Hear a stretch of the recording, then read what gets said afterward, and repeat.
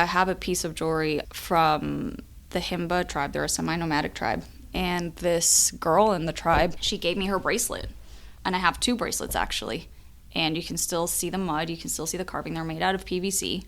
To me, they're one of my most precious pieces because, again, it's just a really special moment in time with my family. But also, it was just an eye-opening experience. I got to see things that not a lot of people get to see.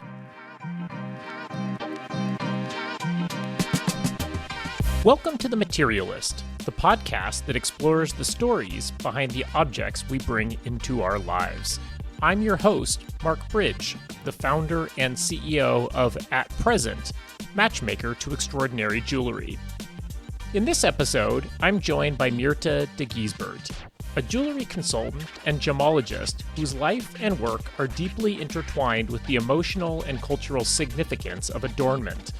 Born in Spain, raised in South Africa, and now living in New York, Mirta brings a global perspective to her craft, blending her family's legacy, her travels, and her passion for storytelling into everything she does. In this conversation, we'll explore the irreplaceable power of jewelry as a medium for memory, identity, and connection. Mirta shares the stories behind some of her most cherished pieces, her philosophy on helping clients find jewelry that truly resonates, and the rising interest in vintage and antique jewelry among collectors today.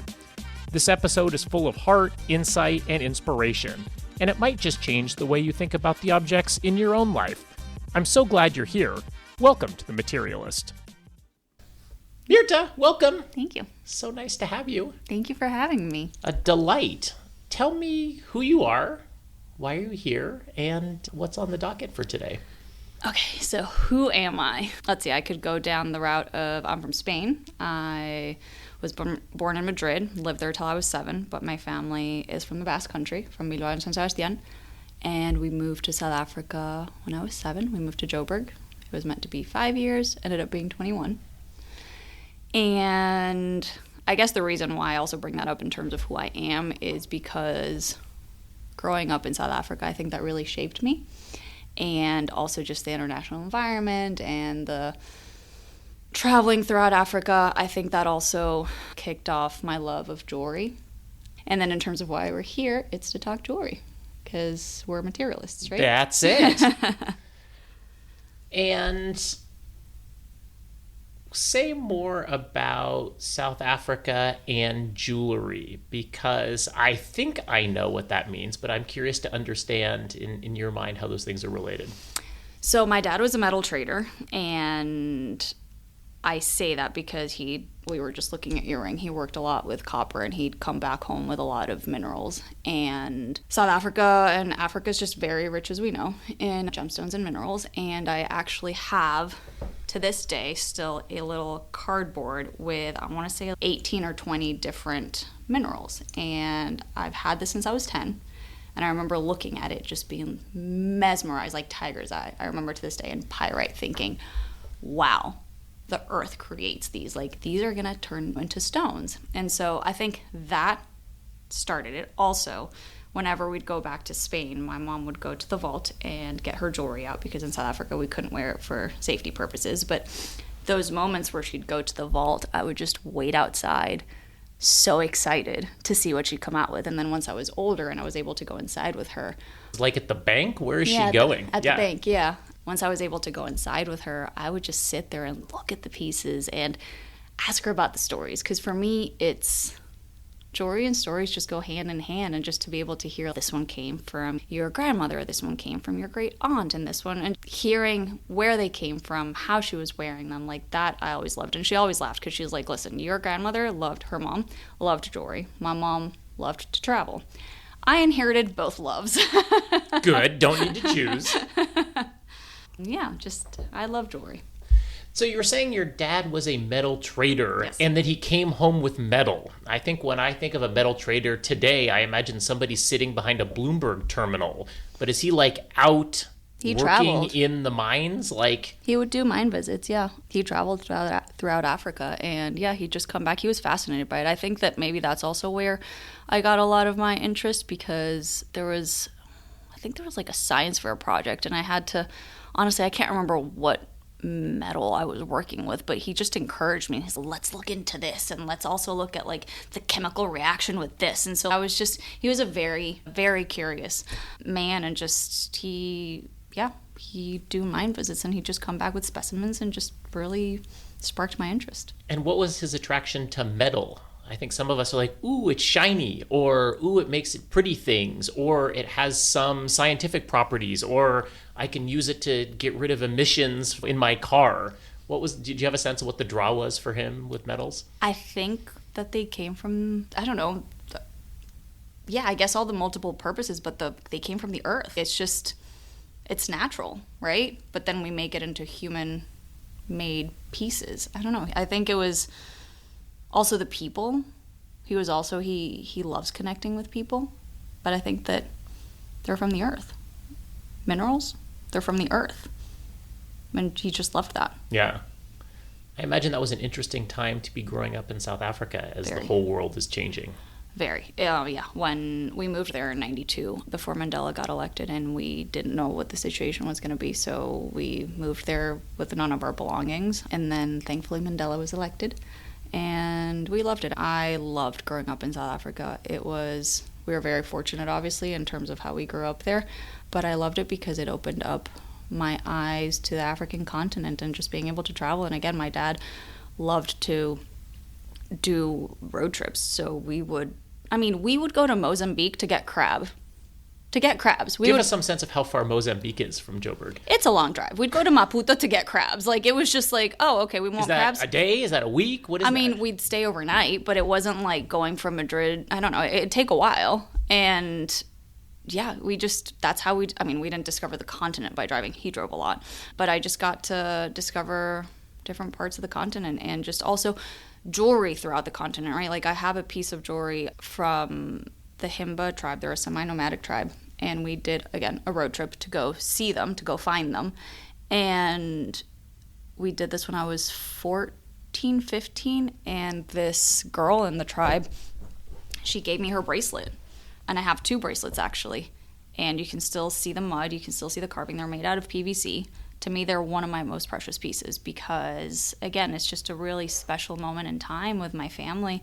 But also, it was just an eye-opening experience. I got to see things that not a lot of people get to see. Our field trips with our school, we'd camp out under the stars and then take turns to make sure that lions weren't getting close to the camp.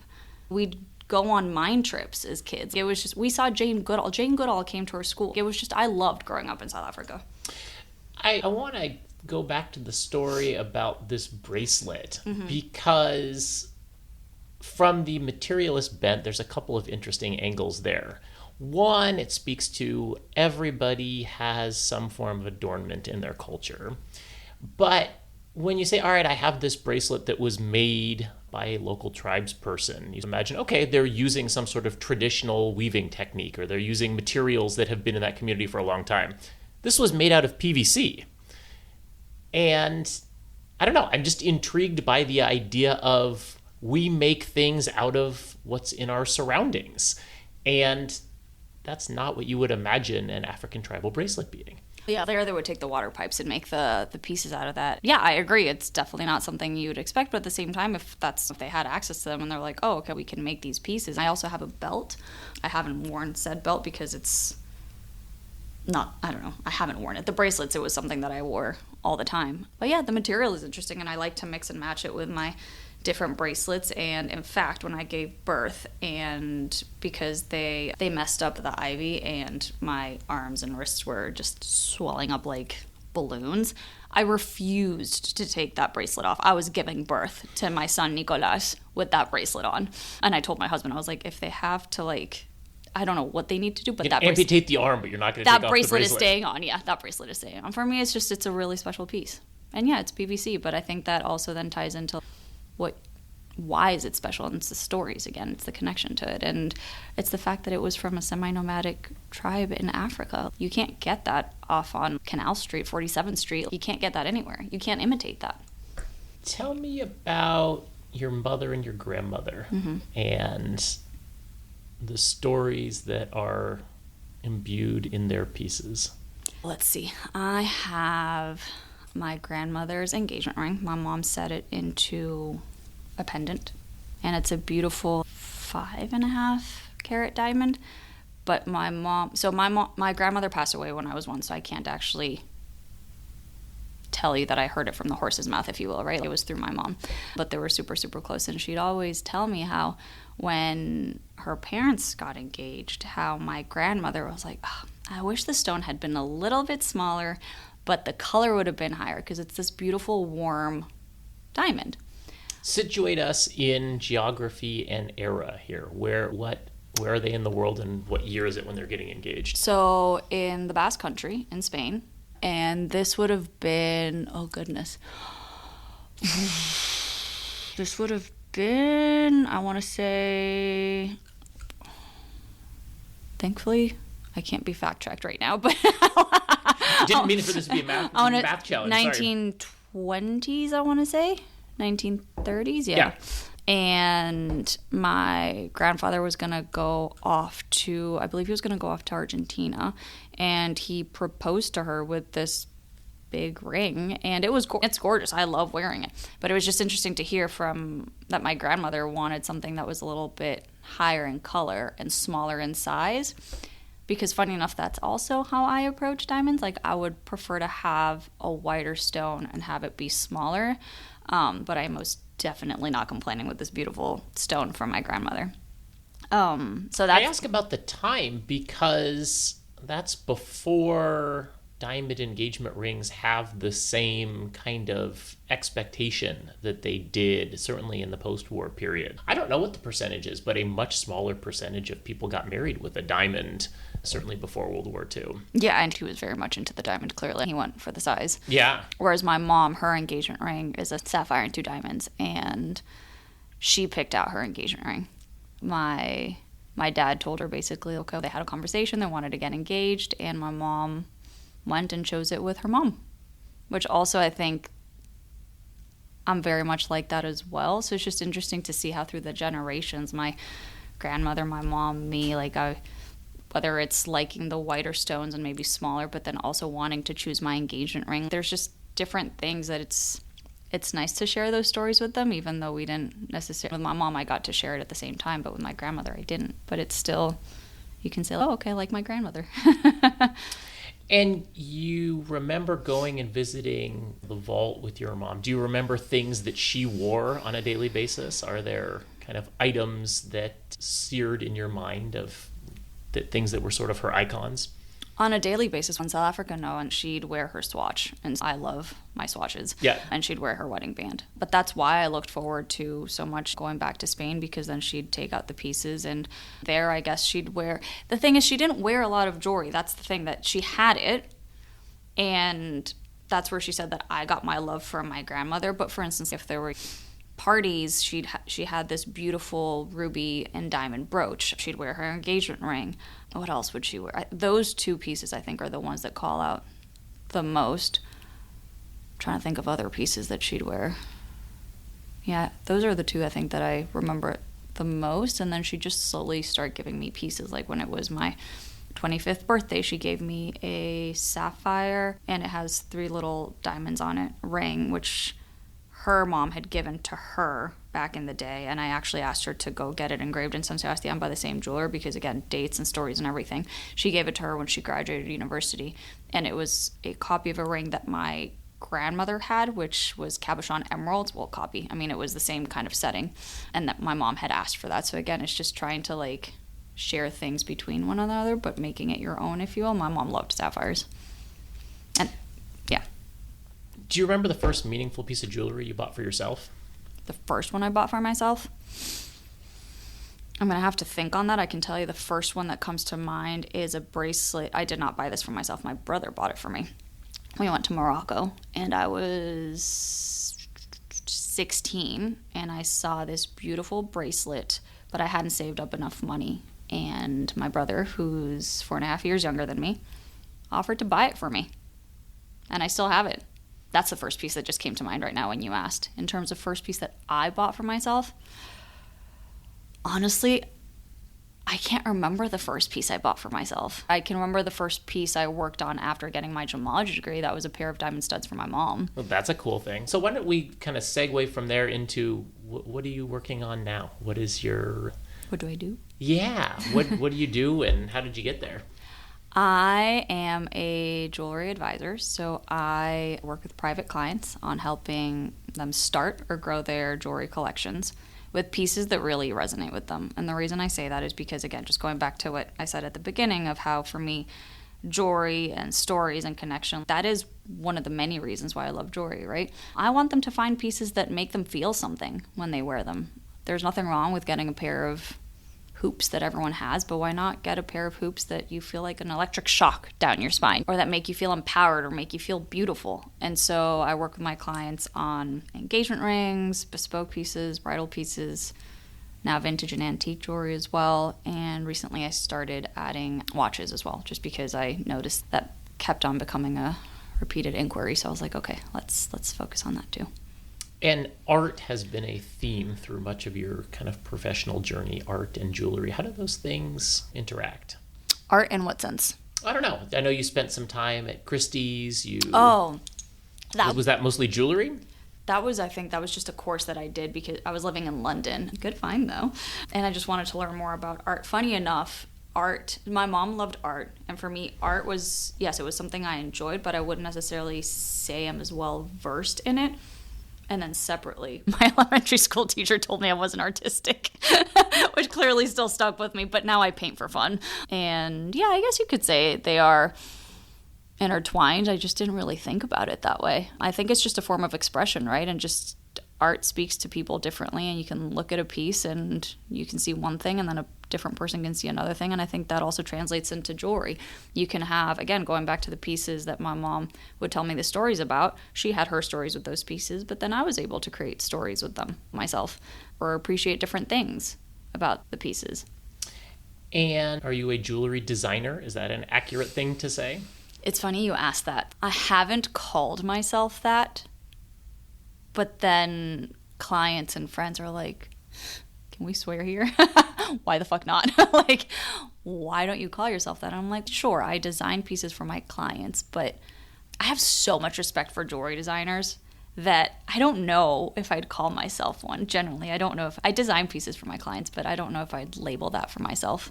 I think jewelry designers are they're a whole other level. Yeah. Yeah. I was read at some point that you designed a ring, and I'm wondering, is this what you're wearing here? Oh, this one, yes, the Kupula ring. So I came out with this year because last year I came across some stones that, the reason I talk about my mom in past tense is because she passed away 6 years ago.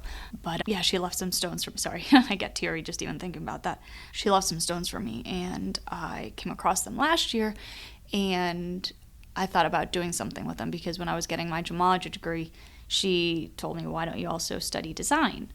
And I was like, this was back when I was living in London, around 2011 or so. And at the time I told her, I was like, I just don't have the capacity for that. And again, going back to the respect I have for jewelry designers, when I see jewelry designers and their pieces, like if I were to design, I want to do something that is just completely recognizable, that you don't even have to see the signature, you immediately know it's mine. So anyways, that's why I didn't study design at the time.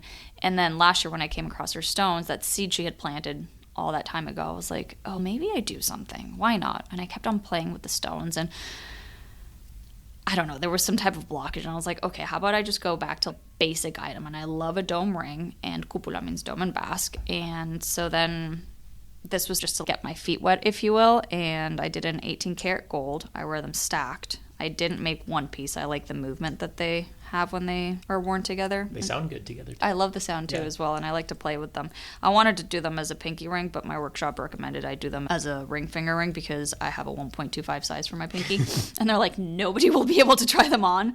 But yeah, so yes, I did come out with these, which I guess you could say I designed, but again, I TBD on that. Yeah. I'm calling myself that. You want me to talk about the other pieces too? I'm curious first on the piece that you made. Does it feel different to wear something that was the product of your imagination than somebody else's? It does. It does. It's a very special ring, and also just the fact that it's called Kupula, and I made it so that it's I intentionally made it an 18 karat because I want it to be an heirloom piece, and it's hefty, so you can... I would try it on, but my finger is bigger than... I'm sure it fits. It could almost be my pinky finger. Yeah. It's got a nice heft to it. So, yeah, I'd say that wearing it definitely, there is a sense of pride because it's, wow, okay, like, these are mine. I do like to also work with other jewelry designers because I like to mix and match, and that's also why I like these rings, because they play well with others, I like to say. Mm-hmm. So yeah, maybe interview me again in 5 years' time. Let's see. We'll see how it evolves. Yeah. How would you describe your style? It's definitely eclectic, I'd say. There's meaning in all my pieces. Even the selection of pieces that I made for at present, there was definitely a lot of thinking behind that in terms of why I was choosing each one, or even the fact that I chose 13 pieces, because 13 is my favorite number. Yeah. I'd say eclectic. I like to mix and match, and high and low as well for certain things. But now it's funny. I buy pieces of jewelry now. I think I put a lot more thought into it because I want to buy of a certain material that I know will last longer. But listen, if I see a pair of earrings that are not necessarily going to be with me in maybe 30 years' time, I'll still buy them. But yeah, eclectic, I'd say. You're chomping at the bit to tell us about what you're wearing. No, because I was looking at the pieces and I'm just thinking, I think eclectic is the best. Because there's a bit of classic, but then bold. I like bold. Mm-hmm. I like to be loud with jewelry, but also understated. And sometimes when I call something simple, some people are like, you call that simple? I'm like, listen, it could be a lot more complicated. Effortless, maybe? And of the things that you're wearing, how many of them are evergreen and how many of them are, I woke up this morning and decided that this is who I wanted to be today? Bracelets I keep on all the time. I always keep these on. Rings I take off. I have to take my rings off when I get home. There's just something about my hands. And that's also...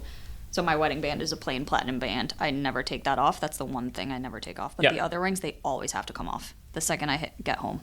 But yeah, the bracelets stay on, the watch comes off. And then lately I take the studs off when I sleep. But otherwise everything else stays on. And necklaces come off. Yeah. What is the piece that you're wearing that you're most excited about? Or if you don't have to play favorites, tell us about it. Tell us about a couple of them. I love them all, yeah. The horseshoe is quite evocative.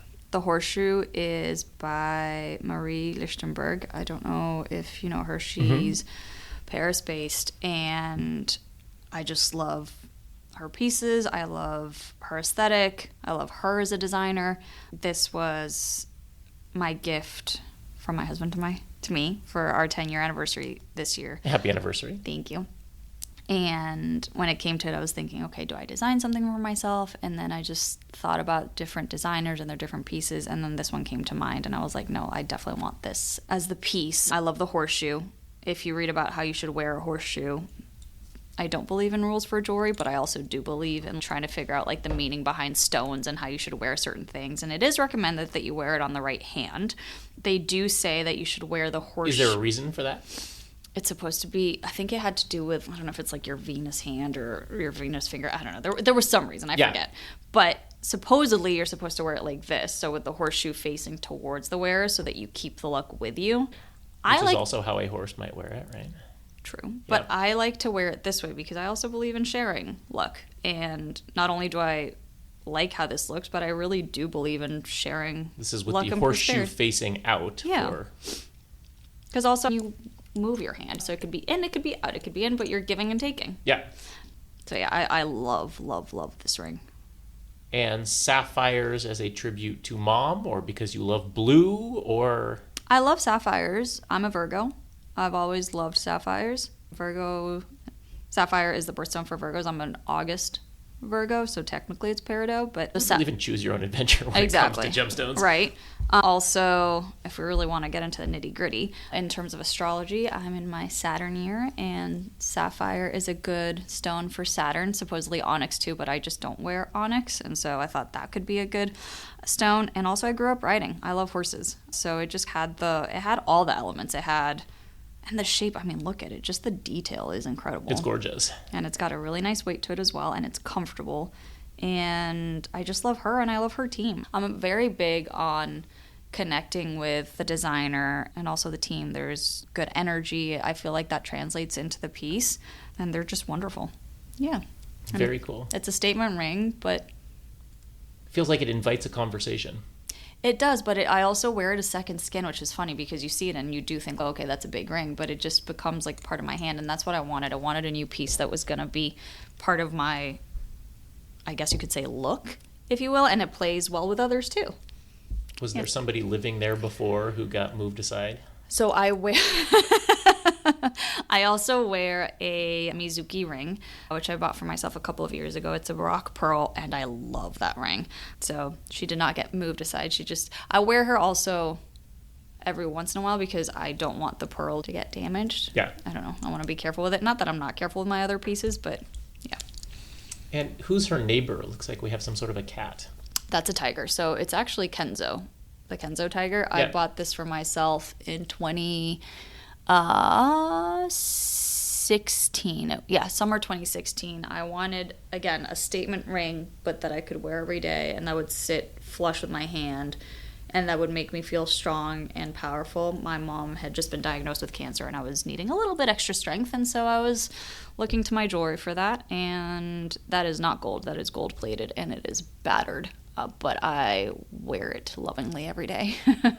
Again, I just think that jewelry is really powerful. Other than jewelry, what other things in your life? Are there other material objects that you think about, that you collect, that you appreciate? I would definitely say jewelry is the number one. Doing the right work. Jewelry is the number one. Hermes scarves, but again, I got that from my mom. I have her collection of scarves. The first scarf that I got was the first one that she got. Got that, I think, when I was like 14. So I keep that. That's more just, I think, as an homage to her. These ones, the larger ones, I started collecting these. The smaller ones, like the silk scarves, Tavio, my husband, wanted to gift me one. I was like, I'm so sorry, but you can't. That's something that my mom gets me. You can't do that. We've already sold the franchise rights for that. That is not available. That is strictly between my mom and I. But then he started giving me these, and I love art. We've started collecting here and there. What speaks to you when you look at art? So the first one that we bought together, we bought in Dar es Salaam in Tanzania. The artist's name is Django, and I don't know, there was just something about the colors, the silhouettes of the people that felt like there was movement. Again, the art. It's a painting. Yeah. The artist was lovely, really nice. So that's the first one that we got. I love sculpture. We don't own any sculptures, but I've always loved sculpture. That's one thing that whenever I'd visit my aunt's house, she had some beautiful sculptures. And then just in general, like Botero, for instance, I love, or Chiida. There's something about sculpture that I really like, but we don't own anything yet. I'm trying to think what else.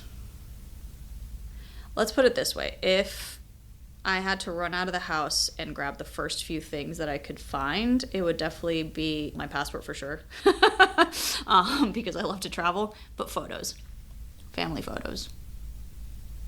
Art, I'd probably leave in my jewelry box. Yeah. I think those would be the three things. And then obviously my dogs, my son, my my husband, I would not leave them. But if I was looking for actual physical things, those would be the things I'd get. Yeah, he can probably get his own way out the door. He's two. No, I would definitely. Your husband. Oh, yes. Jewelry has had an important family lineage for you. As you think about talking about this with your son, does that inspire you? Oh my goodness, does it inspire me? First of all, he already loves all the pieces of jewelry that I wear. He's 2 years and 4 months. And little dude, just like whenever I put on rings, he immediately points at them and he wants them. Just this weekend, I'll show you a photo later. He took my engagement ring, my eternity band, and this one, and just started wearing them. And then I've got these necklaces from a South African designer. He loves to take those on and then just put on a cap and just walks around the house. So yes, I'm very excited to share because just seeing him. Whether it's nature or nurture, he gets it both ways. He does. Like, he really does. I'm not planting the seed. He's immediately looking at the pieces. And I have a necklace, for instance, from Marie Lichtenberg as well from last year, and he was just like pulling at it. He just wanted to wear it. He loves jewelry already. There is something inherently human about adornment. There's something inherently human about being drawn to pretty things, shiny things, sparkly things.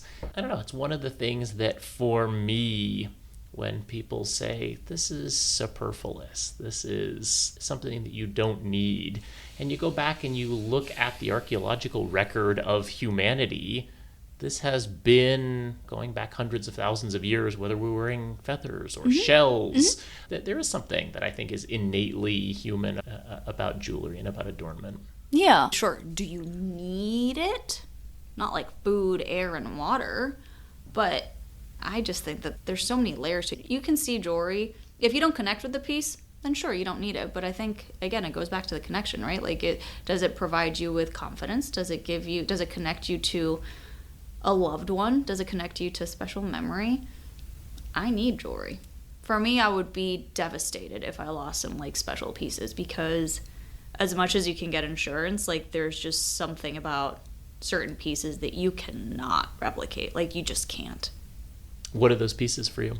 The Himba bracelet, for one. That's definitely one. I would say my mom's engagement ring, my grandmother's engagement ring, my engagement ring. I would say that this one, I think, now fits that, the Marie Lichtenberg ring. I'd say that is now in that category. My push present, birth present, however people want to call it. I did not push, I had a C-section. Whatever it's called, birth present. But I think the very first one I would have to say is the Himba bracelet. That, for me, is priceless. And when you compare it to the other items I just listed, that one's made out of PVC instead of diamonds and gold. Why is it irreplaceable? Because it was a moment in time. And it was a trip that I did with my parents and my brother. And again, I'm going to get teary-eyed. Hello, sentimental here. But it was just, yeah, it was an exchange. I was, how old was I? think 14 or 15, I think I said I was. And it was an exchange between this other young girl and myself. And I was so privileged that she gave me these bracelets. And I just treasure them. Did you give her something in exchange? I shared, there was like a lotus flower that I had bought in, I don't know if you had these here in the U.S., but in Rosebank, in this market in Joburg, it's made out of metal, and you can, like, it's called a lotus flower. You can make it into different shapes. There was that. I believe that's what I had given to her. Yeah. And you were telling me recently that you have become increasingly interested in watches. Mm-hmm. How did that come about?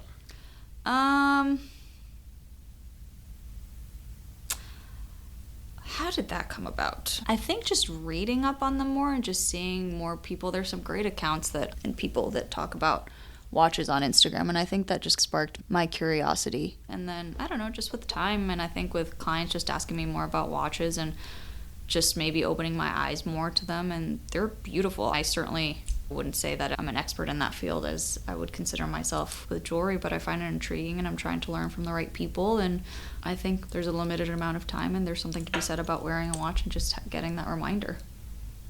I think it's another form of adornment. Tell us what an experience of working with a jewelry consultant or a private jeweler is like. I would say it's tailored. It's very personal. I want to learn everything about my client that I can to understand, like, what makes them tick, how comfortable they are being pushed out of their comfort zone. I want to find pieces that really speak to them. So I think tailored is the best approach, the best way to describe it.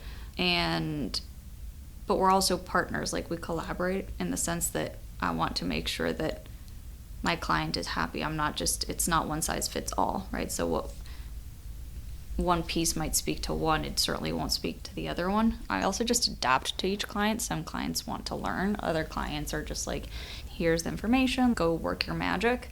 So it really depends, but at the end of the day, tailored, I'd say. It's personal. What are people excited about? What sort of trends or themes are you seeing, both with your clients and in looking at the world at large? I think that there's definitely an increased interest in a younger demographic for vintage and antique jewelry, which I think is really cool. Again, also watches. And then also, I guess I'm talking about everything jewelry related, but really gemstones and old mines, old euros. Diamonds, I think, are interesting, but I think with everything that's been happening with lab grown, I think that people they're still interested in diamonds. I'm not saying that they're not, but I think that they're looking for something different and unique. And so going back to what we were saying in terms of not being able to replicate something, like something that's vintage or antique, sure, you can do a modern version of it, but it's not the same thing. You can do vintage inspired or antique inspired, but I think that people want things that are especially unique and that not everybody has. And then again, the story, I think people are really connecting to the stories with jewelry, which I think is really beautiful. I feel like there's more authenticity in something that's already lived some life. I wouldn't say authenticity, because I think that there's also authenticity in something that's newly born, right? I think that it's just being able to think about the stories that it's had. So there's more history for sure. And I think people like that. And again, because the way that things were made then, you can tell when something is trying to be antique, when something's trying to be vintage. It's not the same. So I think that people are really interested in those. I'm trying to think what else. So I'm curious on people are less interested when you're working on engagement rings, are you seeing people picking other stones for engagement rings? I mean, I've seen that for a little bit, but I've just in general, just the general sentiment I'd say is that people are asking, instead of just immediately going to a natural diamond, they definitely ask about lab grown because they want to understand the difference. What do you tell them?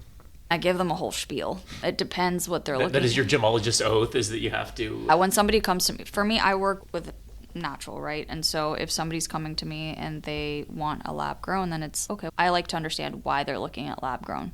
Is it because if somebody wants a large stone and their priority is the size and they don't have the budget, then that is a really good fit, I think. But I do want them to understand that the value there is not the same thing as a natural diamond. And it's not just me saying it. You can see that. It's not rare as well. So I just try to understand, like, from which angle are they coming from? Are they coming from also, is it better for the environment? Is it because it's, more budget friendly? I want to know what's making them go in a certain direction. But yeah, when it comes to engagement rings, they're asking about old mines. They're asking about old euros. Sometimes they're like, what should I get? Even for a birth present, they're like, okay, what do people usually get? And I tell them there's no rules. You do what you want. If you want an eternity band for your engagement ring, or if you want a bracelet for your engagement ring, do what you want to do. I'd like a tiara, please. No, but seriously, yeah. Right? I think that you wear jewelry how you want and you get what you want, so long as budget allows. Yeah. And yeah, I think that people are just becoming more open-minded, or at least that's what I'm seeing, to different things and not just having to follow a certain rule book that I also don't know who authored it. Yeah. Yeah. What's the next thing on your list? What are you lusting after today? I have a running wish list. I'm lusting after many things. There's this brooch. It's a crescent with diamonds and sapphires and a pearl that I'm lusting over. I saw it in Vegas in May, and I've just had that on my mind to the point that I'm like, okay, I think it's time to get it. And I'm thinking of maybe wearing it as a brooch for a little bit, but then making it into a necklace. I think that would be my next one. But then I have a running list of just pieces from designers. I'm like, okay, I'll add that to the list. Because again, I like to think through it, right? I like to make sure that I can be very impulsive, and I want to make sure that what I'm adding to my collection is something that I've thought through and that I really love, and that it's not just a love at first sight, good food for now, and then all of a sudden in 2 days' time I'm like, what the hell were you thinking? So what is the tipping point? If it stays in your mind for a period of time? Yeah. If it stays in my mind for a period of time, that's definitely, for me, the biggest tell. It doesn't matter if I think that the pricing and the value necessarily align, because for me the value is clearly there if I'm still thinking about it. But yeah, and I've been thinking about this one since May. Yeah, there you go. All right. 6 months is probably the tipping point. I think about it like gin rummy. If you're still holding that card and you haven't found anything better on the pile, all right, that's probably what I should have. Yeah. How do you discover new things? I'm constantly on Instagram. I think that's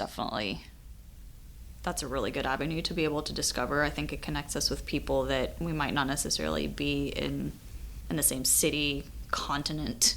I think that's a really good tool. I also like to go to different trade shows. This year I went to the Miami Fair in January, which I'll be going to again. I go to Couture in May, and I also go to the vintage show at the same time.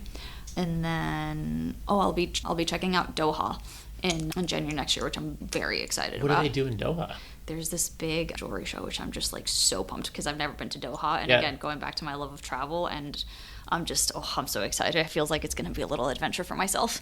So I will tell you. That's in January in a couple months? Yeah, so that'll be, so Miami at the beginning of January, and then I'll be going end of January to Paris and then Doha. But I talk to people, I look online, I go to shows, I browse on online stores, and I also just really like to look at people's jewelry. So if there's something that they're wearing, I'll definitely ask about it. I do this thing called Jewelry in the Wild, where whenever I see somebody's, rocking a jewelry look that I really love, I ask if I can film them. When we were in Venice for our anniversary in June, there was this beautiful older woman, I could not stop staring at her. I loved her style. Tommy was like, oh my God, Mirta, like, stop staring. I was like, I can't. She just looks awesome. And by the end of our lunch before we left, I was like, Can you be my new best friend? I was like, can I just take a photo of you? Just absolutely. You kind of have to be careful when you're doing that, though, because you don't want to creep somebody out. But yeah. So I've been sitting over here for the last 2 hours watching you. Exactly. Oh, okay. But yeah, I have an insatiable sense of curiosity. I've had this since I was a kid, and because I'm sorry to say it, but I fucking love jewelry. I just want to learn everything that I can. And that also includes just learning about new designers and new things that are out there. And yeah. Other than Venetian woman, who else's style do you admire? Other than Venetia, she actually turned out to be German. Oh, all right. Whose style do I admire? I don't know. There's lots of people. I actually complimented somebody on the train today. I loved her look, and I love telling people that I love their looks. I just think that there's something important about that. Just if you see something beautiful, call it out. Why is that important? Because I think people just focus on so much negativity in the world, and if you love how something looks, why not share it with them? They're not necessarily wearing it for you. They're wearing it for themselves. But if somebody compliments you, I think it can make your day. And if it doesn't, then it's just something that it's like, oh, okay, somebody likes my look, great, carry on. But when I see beauty, I like to comment on it. Same way, like if I see somebody that's really kind, or like eyes, like I love commenting on people's eyes or their scent. I don't know, I'm very expressive. And again, the way that I wear the horseshoe, I like to spread positivity whenever I can. A genuine positivity. I don't just go around just saying, oh, that's beautiful, that's beautiful. No, if I genuinely feel it, I'll say it. Yeah. And then I really can't hold it in. Like, I really can't. And my husband knows this. He just laughs because he's used to it. He knows that's how I am. We started by saying you would describe yourself as a materialist. Are you an aesthete? Aesthete? Yeah, someone who just appreciates aesthetics. For sure. Oh, definitely. Yeah. Oh, 100%.